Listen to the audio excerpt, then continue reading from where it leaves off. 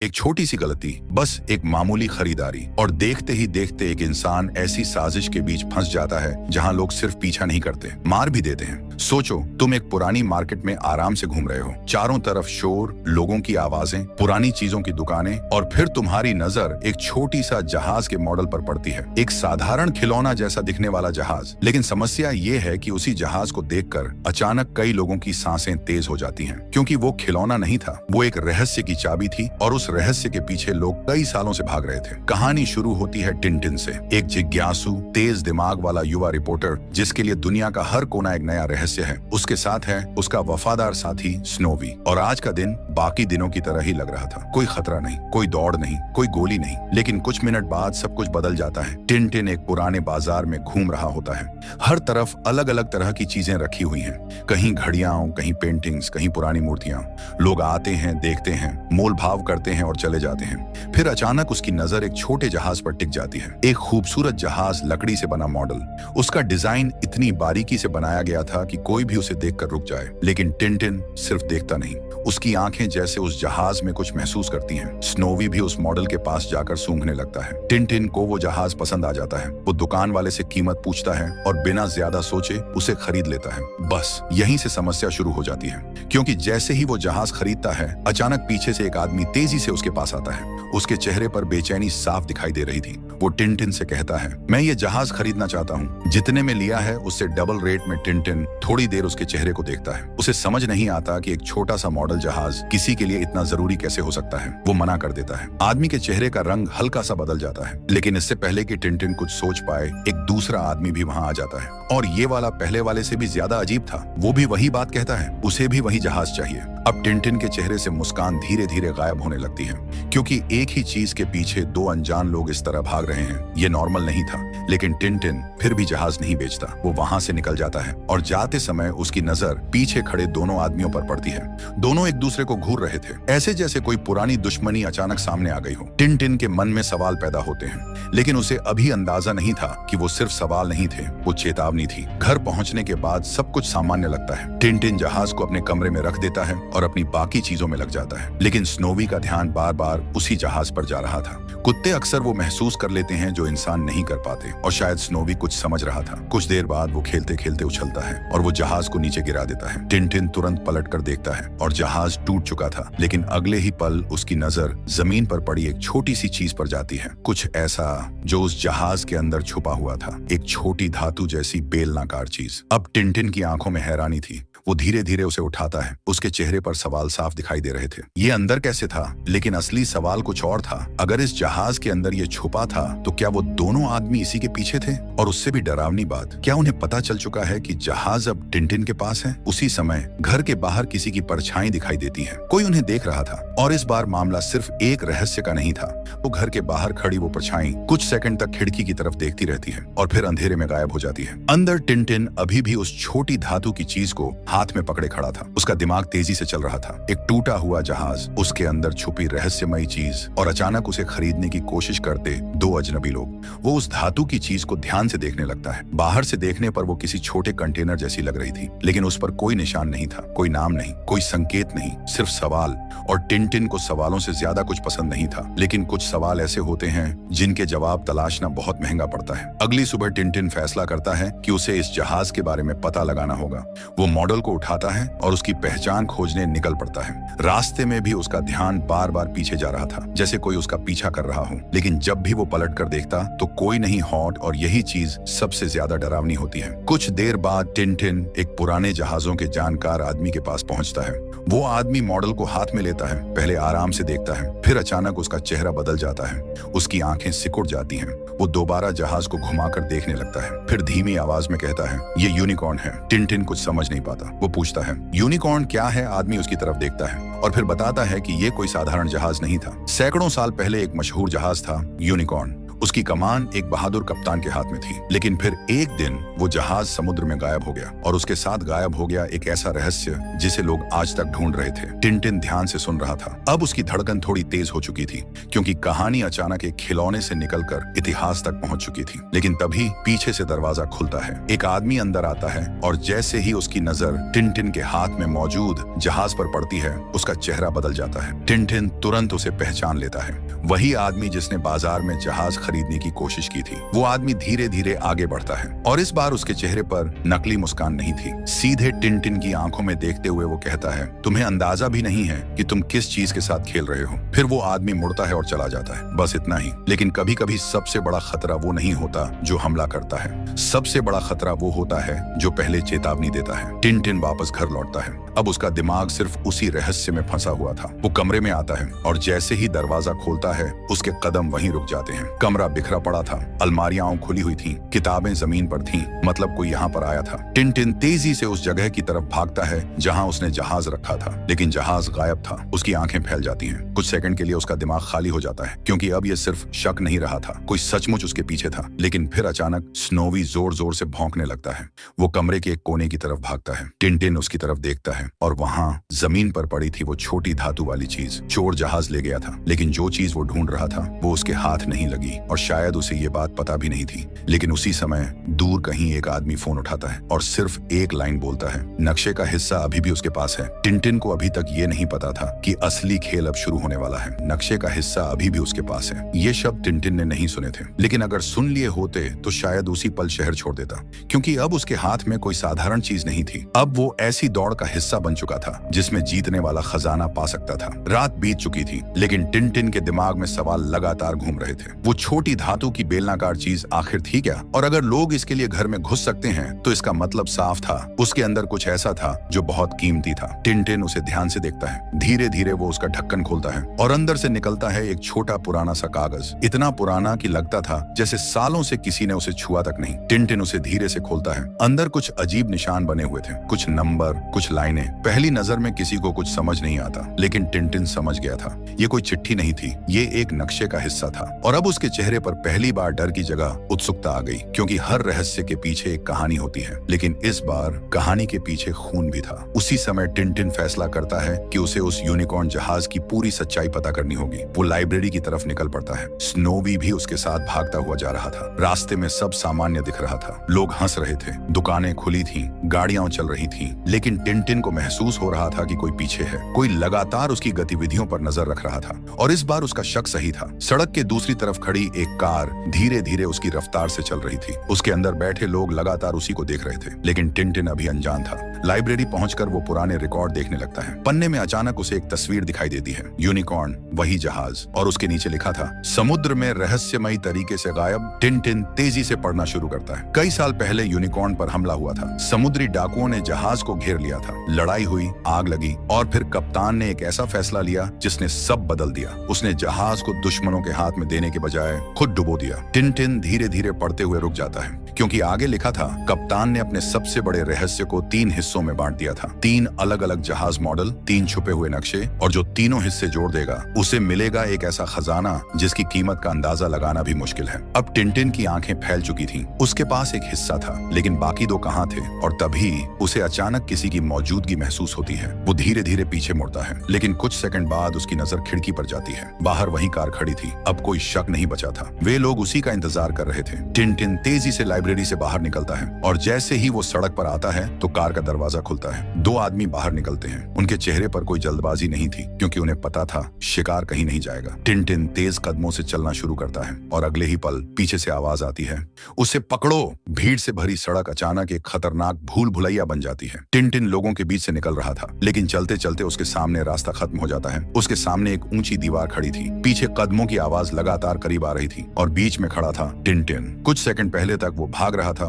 लेकिन अब ऐसा लग रहा था जैसे खेल खत्म हो चुका है। पीछे से दोनों आदमी धीरे धीरे गली में घुसते हैं। उनके चेहरे पर घबराहट नहीं थी, क्योंकि उन्हें लग रहा था कि अब शिकार फंस चुका है। एक आदमी मुस्कुराता है। वो धीरे से कहता है, अब भाग कर दिखाओ। टिनटिन तेजी से चारों तरफ देखता है। उसका दिमाग पूरी स्पीड से चल रहा था, क्योंकि कई बार लड़ाई ताकत से नहीं, नहीं, सिर्फ एक सेकंड की सोच से जीती जाती है। और तभी उसकी नजर ऊपर जाती है, दीवार के पास एक लोहे की पाइप जो सीधे ऊपर छत तक जा रही थी। बस अगले ही पल टिनटिन दौड़ता है। दोनों आदमी चिल्लाते हैं, उसे पकड़ो, लेकिन तब तक देर हो चुकी थी। टिनटिन पाइप पकड़कर ऊपर चढ़ने लगता है। पीछे से एक आदमी उसका पैर पकड़ने की कोशिश करता है, लेकिन स्नोवी अचानक उसकी तरफ कूद पड़ता है। आदमी दर्द से चिल्लाता है और उसी पल टिनटिन ऊपर पहुंच जाता है। अब शुरू होती है एक पागल कर देने वाली पीछा करने की दौड़। नीचे सड़क पर लोग हैरानी से ऊपर देख रहे थे। किसी को समझ नहीं आ रहा था कि आखिर हो क्या रहा है, लेकिन टिनटिन जानता था ये लोग सिर्फ उसे रोकना नहीं चाहते थे, ये लोग उस नक्शे तक पहुंचना चाहते थे। और अगर वो मिल गया तो शायद टिनटिन की जरूरत खत्म हो जाती। पीछे भागते हुए आदमी लगातार करीब आ रहे थे। अचानक टिनटिन एक छत से छलांग लगाता है। उसका पैर किनारे से फिसल जाता है। कुछ सेकंड के लिए उसका शरीर हवा में लटक जाता है। नीचे कई मंजिल की खाई थी, एक छोटी सी गलती और सब खत्म। उसकी उंगलियां धीरे धीरे फिसलने लगती हैं, लेकिन तभी स्नोवी उसकी जैकेट पकड़कर जोर जोर से खींचने लगता है और किसी तरह टिनटिन खुद को ऊपर खींच लेता है। उसकी सांसें तेज हो चुकी थी, लेकिन पीछा अभी खत्म नहीं हुआ था। आखिरकार वो एक सड़क पर उतरता है और भीड़ में घुस जाता है। कुछ सेकंड बाद वो पीछे देखता है तो वे लोग गायब हो चुके थे। पहली बार उसे राहत महसूस होती है, लेकिन कई बार असली खतरा सामने से नहीं आता। वो पीछे इंतजार करता है। टिनटिन धीरे धीरे घर की तरफ लौट रहा था कि अचानक उसके सामने एक अजीब आदमी लड़खड़ाता हुआ आता है। लंबी दाढ़ी, बिखरे हुए कपड़े और आंखों में अजीब सी थकान। पहली नजर में वो किसी नशे में डूबे इंसान जैसा लग रहा था, लेकिन जैसे ही उसकी नजर टिनटिन के हाथ में मौजूद यूनिकॉर्न से जुड़ी तस्वीरों पर पड़ती है तो उसका चेहरा बदल जाता है। अचानक पूरी तरह उसकी आंखें फैल जाती हैं, जैसे उसने कोई भूत देख लिया हो। वो धीरे से बड़बड़ाने लगता है, नहीं नहीं, ये वापस नहीं आ सकता। टिनटिन हैरानी से उसे देखता है। फिर वो आदमी अचानक उसका हाथ पकड़ लेता है और कांपती आवाज में कहता है, यूनिकॉर्न। टिनटिन रुक जाता है, क्योंकि पहली बार किसी ने ये नाम डर के साथ लिया था। वो आदमी धीरे धीरे उसकी तरफ देखता है और कहता है, मैं जानता हूँ वो जहाज, क्योंकि मेरे खून में उसकी कहानी बहती है। टिनटिन की धड़कन एक पल के लिए रुक जाती है, क्योंकि शायद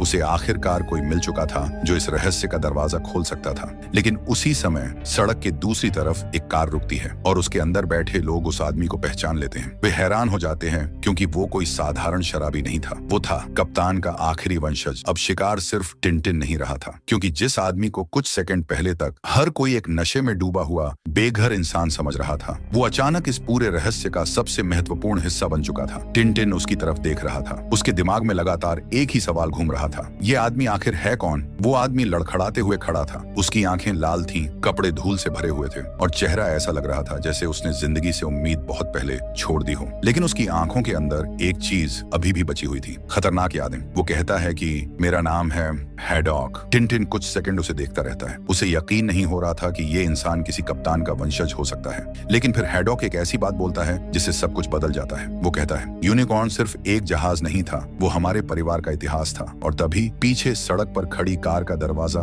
धीरे से खुलता है। दो आदमी बाहर निकलते हैं। उनके चेहरे पर वही खतरनाक शांति है। टिनटिन उन्हें पहचान लेता है और इस बार वो समझ गया था ये लोग पीछे हटने वाले नहीं हैं। वो तुरंत हैडॉक का हाथ पकड़ता है और कहता है, हमें अभी यहाँ से निकलना होगा। लेकिन देर हो चुकी थी। एक आदमी तेजी से उनकी तरफ बढ़ता है, दूसरा रास्ता रोक देता है, लेकिन किसी को अंदाजा नहीं था कि कुछ सेकंड बाद क्या होने वाला है। टिनटिन हैडॉक को खींचते हुए दौड़ने लगता है। पीछे से कदमों की आवाज फिर शुरू हो जाती है, लेकिन इस बार एक बड़ी समस्या थी। हैडॉक ठीक से भाग भी नहीं पाता। वो बार बार रुक रहा था और पीछे वाले लोग लगातार करीब आ रहे थे। अचानक एक गाड़ी तेजी से उनकी तरफ आती है। टिनटिन हैडॉक को धक्का देता है। दोनों जमीन पर गिर जाते हैं। एक आदमी पीछे से आता है और टिनटिन पर हमला कर देता है। दोनों जमीन पर गिर जाते हैं। सड़क के बीच लड़ाई शुरू हो जाती है। टिनटिन पूरी ताकत लगा रहा था और तभी स्नोवी पीछे से आकर उस आदमी पर कूद पड़ता है। टिनटिन मौका देखकर उठता है। वो हैडॉक को पकड़ता है और दोनों किसी तरह वहां से निकल जाते हैं। कुछ देर बाद वे एक सुरक्षित जगह पहुंचते हैं। हैडॉक कुर्सी पर बैठ जाता है। टिनटिन उसके सामने बैठता है और वो अब सीधा सवाल पूछता है, यूनिकॉर्न का सच क्या है? कमरे में कुछ सेकंड की खामोशी छा जाती है। हैडॉक धीरे धीरे सिर उठाता है। फिर उसकी आंखों में एक अलग सा भाव आता है, जैसे वो अतीत में चला गया हो। वो बताना शुरू करता है, उसके पूर्वज थे कप्तान हैडॉक, यूनिकॉर्न के कप्तान, एक बहादुर आदमी जिसने समुद्र पर राज किया था। लेकिन एक दिन समुद्री डाकुओं ने जहाज पर हमला कर दिया। उनका नेता एक निर्दयी आदमी था और उस लड़ाई ने सब कुछ बदल दिया। हैडॉक की आवाज धीरे धीरे भारी होने लगती है, क्योंकि वो सिर्फ कहानी नहीं बता रहा था, वो अपने परिवार के घाव खोल रहा था। लेकिन अचानक टिनटिन की नजर खिड़की पर जाती है और अगले ही पल उसके चेहरे का रंग उड़ जाता है, क्योंकि बाहर कोई खड़ा था और वो सीधा अंदर देख रहा था। कुछ सेकंड के लिए कमरे ऐसा लग रहा था जैसे समय रुक गया हो। हैडॉक बोलना बंद कर देता है और टिनटिन की आंखें उस आदमी पर टिक जाती हैं। फिर अचानक अचानक वो परछाई गायब हो जाती है। टिनटिन तुरंत खिड़की की तरफ जाता है। नीचे सड़क खाली थी, कोई नहीं था, लेकिन अब एक बात साफ थी, वे लोग उन्हें ढूंढ चुके थे। अब छिपना ज्यादा देर तक काम नहीं करने वाला था। टिनटिन वापस हैडॉक के पास आता है। इस बार उसके चेहरे पर पहले वाली जिज्ञासा नहीं थी। वो कहता है, जो कुछ भी जानते हो अभी बताओ। हैडॉक गहरी सांस लेता है और फिर धीरे धीरे अतीत के दरवाजे खुलने लगते हैं। उसकी आंखें जैसे कहीं दूर चली जाती हैं। अचानक कहानी बदलती है। अब हम कई साल पीछे जा चुके थे। खुले समुद्र के बीच विशाल यूनिकॉर्न तूफानी लहरों को चीरते हुए आगे बढ़ रहा था। हवा इतनी तेज थी कि बाल जोर जोर से फड़फड़ा रहे थे। जहाज के ऊपर खड़े थे कप्तान हैडॉक, आत्मविश्वास से भरी आंखें। और तभी दूर समुद्र में कुछ दिखाई देता है। एक जहाज धीरे धीरे करीब आता हुआ। पहले वो एक बिंदु जैसा लगता है, फिर उसकी शक्ल साफ होने लगती है और जैसे ही कप्तान उसे पहचानता है, उसके चेहरे का रंग बदल जाता है। समुद्री डाकू, और उनका लीडरशिप कर रहा था एक ऐसा आदमी जिसका नाम सुनकर लोग कांप जाते थे। रेड रैकहम, निर्दयी, खतरनाक और लालच से भरा हुआ। कुछ मिनट बाद दोनों जहाज आमने सामने थे। गोलियां चलती हैं और यूनिकॉर्न जोर से हिल जाता है। लकड़ी के टुकड़े हवा में उड़ने लगते हैं। समुद्र की शांत सतह अचानक युद्ध में बदल चुकी थी। धुआं पूरे आसमान में फैल चुका था। रेड रैकहम के आदमी जहाज पर चढ़ने लगते हैं और अगले ही पल एक खतरनाक जंग शुरू हो जाती है। लोग एक एक करके मरने लगते हैं और कप्तान हैडॉक सीधे रेड रैकहम के सामने पहुंच जाता है। दोनों एक दूसरे को घूरते हैं। ये सिर्फ लड़ाई नहीं थी, ये दो जिद्दी लोगों की टक्कर थी। एक तरफ सम्मान, दूसरी तरफ लालच। दोनों पूरी ताकत लगा रहे थे। लेकिन तभी कप्तान की नजर एक चीज पर पड़ती है, बारूद, बहुत सारा बारूद। और उसी पल उसके दिमाग में एक फैसला आता है, एक ऐसा फैसला जिससे शायद वो बच नहीं सकता था। वो जहाज अपने हाथ से जाने नहीं देना चाहता था। लेकिन तभी वर्तमान में बैठे हैडॉक अचानक चुप हो जाते हैं। उनकी सांस तेज हो जाती है, चेहरा पसीने से भर जाता है। टिनटिन हैरानी से उनकी तरफ देखता है, क्योंकि अभी तक वो कहानी बता रहे थे, लेकिन अब ऐसा लग रहा था जैसे वो उसे देख रहे हों, जैसे ये सिर्फ कहानी नहीं, याद हो। और तभी नीचे से दरवाजा टूटने की आवाज आती है। दोनों एक दूसरे की तरफ देखते हैं। वे लोग अंदर आ चुके थे। नीचे दरवाजा टूटने की आवाज पूरे कमरे में गूंज जाती है। कुछ सेकंड तक कोई कुछ नहीं बोलता, सिर्फ कदमों की आवाज सुनाई दे रही थी। अब वे लोग घर के अंदर थे। टिनटिन तुरंत खिड़की की तरफ देखता है। नीचे की ऊंचाई इतनी थी कि कूदना मतलब सीधा अस्पताल। पीछे हैडॉक घबराया हुआ खड़ा था। वो लड़ सकता था, लेकिन इस हालत में नहीं। और नीचे से आवाज आती है, बाहर निकलो, अब छुपने का कोई फायदा नहीं। टिनटिन तेजी से कमरे में चारों तरफ देखता है। दिमाग फिर उसी स्पीड से चलने लगता है। तभी उसकी नजर छत पर लटकी रस्सी पर पड़ती है। वो तुरंत उसे पकड़ता है, दूसरा सिरा खिड़की के बाहर फेंक देता है। हैडॉक उसकी तरफ देखता है। तुम मजाक कर रहे हो? टिनटिन जवाब भी नहीं देता, क्योंकि अगले ही पल दरवाजे का हैंडल हिलना शुरू हो जाता है और दरवाजा टूटकर खुल जाता है। उसी पल टिनटिन और हैडॉक खिड़की से बाहर लटक जाते हैं। गोलियां चलने लगती हैं। दोनों रस्सी के सहारे नीचे उतर रहे थे, लेकिन बीच रास्ते में रस्सी टूटने लगती है। टिनटिन ऊपर देखता है और अगले ही सेकंड दोनों नीचे रखी एक गाड़ी के ऊपर गिरते हैं। लेकिन रुकने का समय नहीं था। वे तुरंत उठते हैं और भागना शुरू कर देते हैं। पीछे वाले लोग भी नीचे पहुंच चुके थे और तभी सड़क पर खड़ी एक कार अचानक उनके सामने आकर रुकती है। दरवाजा खुलता है। दो आदमी बाहर निकलते हैं, लेकिन तभी हैडॉक अचानक रुक जाता है। उसकी आंखें एक तरफ टिक जाती हैं। टिनटिन उसकी तरफ देखता है। वो समझ नहीं पाता कि क्या हुआ। फिर हैडॉक धीरे से बड़बड़ाने लगता है। यूनिकॉर्न, उसका चेहरा बदलने लगता है, जैसे दिमाग के अंदर कोई बंद दरवाजा टूट रहा हो। और अगले ही पल उसे सब याद आने लगता है। वो सिर्फ कहानी नहीं थी, उसके परिवार में पीढ़ियों से एक राज छुपा था। कप्तान हैडॉक ने मरने से पहले खजाने की जगह सीधे नहीं बताई थी। उसने उसे 3 हिस्सों में बांटा था। 3 मॉडल जहाज, 3 नक्शे, और उन्हें जोड़ने वाला सुराग सिर्फ उसके परिवार को पता था। टिनटिन की आंखें फैल जाती हैं, क्योंकि अब पहली बार उन्हें समझ आया कि वे सिर्फ खजाने के पीछे नहीं थे। वे उस आखिरी जानकारी के पीछे थे जो सिर्फ हैडॉक के दिमाग में थी। लेकिन तभी पीछे से किसी ने बंदूक तान दी। टिनटिन और हैडॉक देखते हैं और उनके सामने खड़ा था वो आदमी जो शुरू से इस पूरे खेल को चला रहा था, और उसके हाथ में बंदूक सीधी टिनटिन की तरफ थी। सड़क की सारी आवाजें जैसे अचानक गायब हो गई थी। न लोगों की बातें सुनाई दे रही थी, न गाड़ियों की आवाज। सिर्फ एक चीज महसूस हो रही थी, खतरा। और इस बार वो इतना करीब था कि उसकी सांसें तक सुनाई दे रही थी। टिनटिन धीरे धीरे सामने खड़े आदमी को देखता है। अब पहली बार उसका चेहरा पूरी तरह साफ दिखाई दे रहा था। शुरुआत से वही सब कुछ चला रहा था, वही जहाज खरीदना चाहता था और हमला करवा रहा था। वो कहता है, तुमने बहुत दौड़ लगा ली, अब वो चीज मुझे दे दो। टिनटिन समझ चुका था, उसे नक्शे का हिस्सा चाहिए था और शायद बाकी हिस्से भी उसके पास थे।